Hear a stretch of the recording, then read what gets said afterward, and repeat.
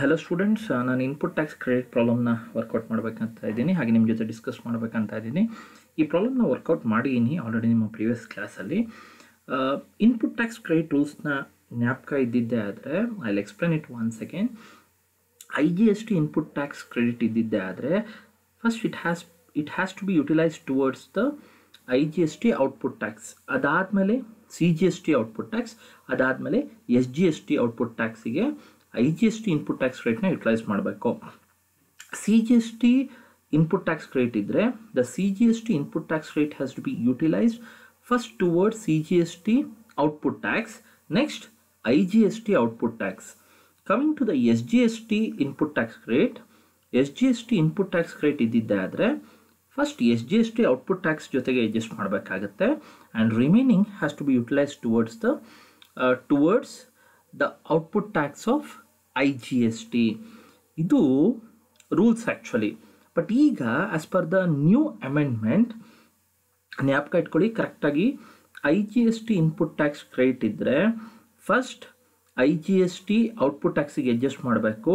ಇನ್ ರಿಮೈನಿಂಗ್ನ ನಾವು CGST ಮತ್ತು SGST output ಟ್ಯಾಕ್ಸಿಗೆ ಯುಟಿಲೈಸ್ ಮಾಡಬೇಕು ಅಂತ ಹೇಳ್ಬಿಟ್ಟು ಹೊಸ ರೂಲ್ಸ್ ಹೇಳುತ್ತೆ. ಅಂದರೆ ನಿಮ್ಗೆ CGST ಅಮೌಂಟ್ ಇರಲಿ, SGST ಇನ್ಪುಟ್ ಟ್ಯಾಕ್ಸ್ ಕ್ರೆಡಿಟ್ ಇರಲಿ, ಬಟ್ ಈಗಿನ ರೀಸೆಂಟ್ ಅಮೆಂಡ್ಮೆಂಟ್ ಏನು ಹೇಳುತ್ತೆ ಅಂದರೆ the IGST input tax credit has to be utilised to the full extent. No amount should remain in the IGST input tax credit. IGST input tax ಕ್ರೆಡಿಟಲ್ಲಿ ಯಾವುದೇ amount ಉಳಿಯೋ ಹಾಗಿಲ್ಲ. IGST input tax credit has to be utilise to the dead extent. It must be made to zero. ಅಂದರೆ IGST ಅಮೌಂಟ್ನ full utilise ಮಾಡ್ಕೊಳ್ಳಿ ಅಂತ ಹೇಳ್ಬಿಟ್ಟು ಈಗಿನ ಹೊಸ ಅಮೆಂಡ್ಮೆಂಟ್ ಹೇಳುತ್ತೆ. IGST ಏನು ಮಾಡ್ತೀವಿ ಅಂದರೆ first it has to be IGST input tax credit, first it has to be utilise towards payment of IGST output tax, next CGST output tax, next SGST output ಟ್ಯಾಕ್ಸಿಗೆ ಯುಟಿಲೈಸ್ ಮಾಡ್ಕೊಬೇಕಾಗುತ್ತೆ. ಅಂದರೆ IGSTನ full ಎಕ್ಸ್ಟೆಂಟಿಗೆ utilise ಮಾಡಬೇಕು. So ಇದನ್ನ ನಾನು ನಿಮಗೆ with problem explain ಮಾಡ್ತೀನಿ. Mr. Manish has sold goods from Mandya to Ashwini of Mangalore worth rupees 50,000. After getting these goods, Ashwini resells it to Adya of Bihar for rupees 80,000. The rate of CGST and SGST at 2.5% respectively, and IGST at 5%. Electronic credit ledger of Manish shows the credit balance of IGST 500, CGST 500 and SGST of 4,000. Calculate tax payable under GST. See, there are two transactions in this problem. One is Manish sells goods to Ashwini, and both the Manish is also from Karnataka and Ashwini is also in Karnataka, so it becomes intrastate sale, the first transaction. Moving to the second transaction, as per the second transaction, Ashwini resells it to Adya of Bihar. Now Ashwini is in Mangalore, the supplier, location of the supplier is Karnataka, and the recipient, that is the place of supply, is Bihar. It means interstate supply. The second transaction is interstate supply. And in the electronic credit ledger you can find IGST 500, CGST 500 and SGST 4,000 rupees. Now let me consider the first transaction. Manish to Ashwini, as I already explained to you, it is interstate sale. Now calculate output tax on the supply value. Now the taxable value is 50,000. That is the worth of goods sold by Manish to Ashwini, 50,000. On supply, output tax is leviable. Since it is intrastate supply, CGST and SGST are to be levied. So 50,000 ಮೇಲೆ CGST and SGST ಎಷ್ಟು ಅಂತ ಹೇಳಿದ್ರೆ 2.5% respectively. ಅಂದರೆ CGST is 2.5%, SGST is 2.5%. On 50,000, if output tax is 2.5% on 50,000, so CGST will be 1,250, SGST will be 1,250, and since it is not interstate sale ಆಗದೆ ಇರೋದ್ರಿಂದ SGST ನಿಲ್ ಆಗುತ್ತೆ. Now the next step is you have to utilize the input tax credit. ನೋಡಿ ಹೊಸ rules ಪ್ರಕಾರ ಏನು ಹೇಳುತ್ತೆ ಅಂದರೆ CGSTನ ನಾವು IGST ಫಸ್ಟ್ ನೋಡಬೇಕಾಗುತ್ತೆ. IGST ಇದ್ದಿದ್ದೆ ಆದರೆ IGSTನ ಫುಲ್ ಎಕ್ಸ್ಟೆಂಟಿಗೆ ಯುಟಿಲೈಸ್ ಮಾಡಿ ಅಂತ ಹೇಳ್ಬಿಟ್ಟು ಹೊಸ ರೂಲ್ ಹೇಳುತ್ತೆ. IGST ಫುಲ್ ಎಕ್ಸ್ಟೆಂಟಿಗೆ ಯುಟಿಲೈಸ್ ಮಾಡೋದಂದ್ರೆ ಏನು? First IGST input tax credit ಏನಿರುತ್ತೆ that has to be adjusted towards output tax of IGST, next CGST and SGST. ಹಾಗಾಗಿ ಈಗ ಆಲ್ರೆಡಿ CGST 500 ಇದೆ, SGST 4000 ಇದೆ, but as per the recent amendment you have to utilise the IGST to the full extent. Remember this rule. So IGST amount is 500.